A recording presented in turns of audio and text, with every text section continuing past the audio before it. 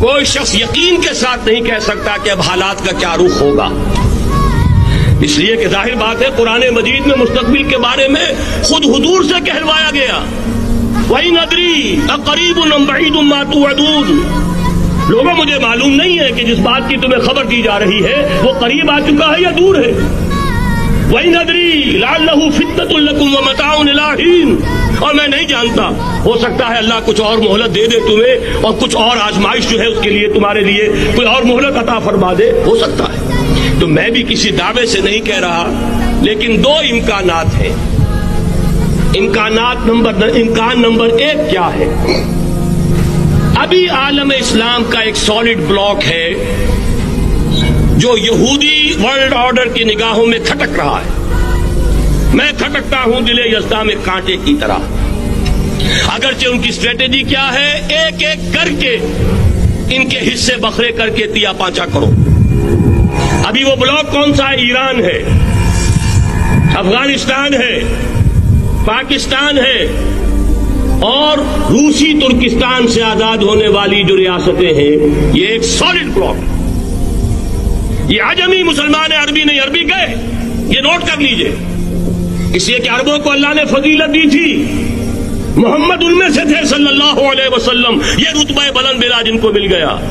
لیکن ساتھ ہی اللہ نے دھمکی بھی دے دی تھی سورہ محمد میں، ان تتولوا یستبدل قوما غیرکم، اگر تم پیٹھ دکھا دو گے اس مشن کو جو ہم نے تمہارے حوالے کیا ہے، تمہیں ہٹائیں گے، کسی اور کو لے آئیں گے۔ اور یہ بات ہو چکی ہے 13ویں صدی عیسوی میں، 1258 میں جب سقوط بغداد ہوا ہے، عربوں کے ہاتھ سے عالم اسلام کی قیادت چھین لی گئی، معذور کر دیا۔ اس کے بعد قیادت کن کے ہاتھوں میں آئی؟ ترکوں کے ہاتھ میں۔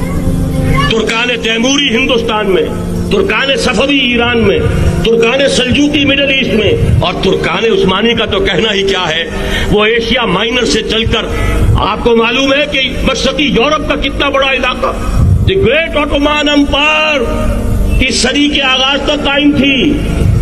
اس صدی میں عجیب عجیب معجزے ہوئے ہیں۔ گریٹ آٹومان امپائر جو 3 بر اعظموں پر محیط، نام و نشان ختم۔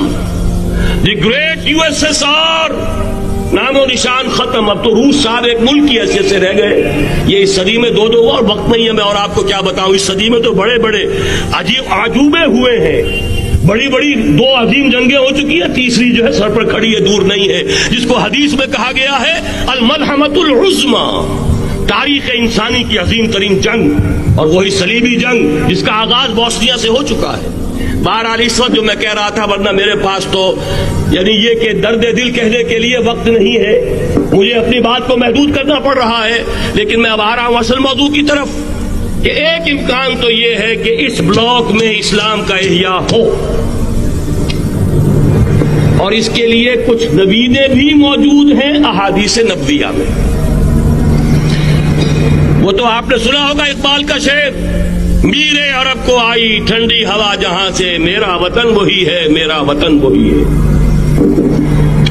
حدیث میں آتا ہے یخرج ناس من المشرق یؤتون للمہدی، یعنی سلطان ہی، مشرق سے فوجیں نکلیں گی یہ جو کہ مہدی کی حکومت قائم کریں گی، اور یہ ہوں گے حضرت فاطمہ کی نسل ہی سے رضی اللہ تعالی عنہا، لیکن عالم عرب کے اندر پھر ایک طاقت بن کر ابھریں گے، باطل کی قوتوں کے خلاف جہاد کریں گے، لیکن ان کو مدد آئے گی 2 طرف سے، ایک زمینی مدد آئے گی مشرق سے، ایک آسمانی مدد آئے گی، عیسیٰ ابن مریم کا نزول، حضرت مسیح علیہ الصلوۃ والسلام جو زندہ آسمان پر اٹھائے گئے تھے نازل ہوں گے، اور در حقیقت ان 2 مددوں کے نتیجے میں پھر یہود کا قلع قمع ہوگا، اور یہی گریٹر اسرائیل ان کا گریٹر گریو یارڈ بن کر رہے گا، عظیم تر قبرستان بن کر رہے گا۔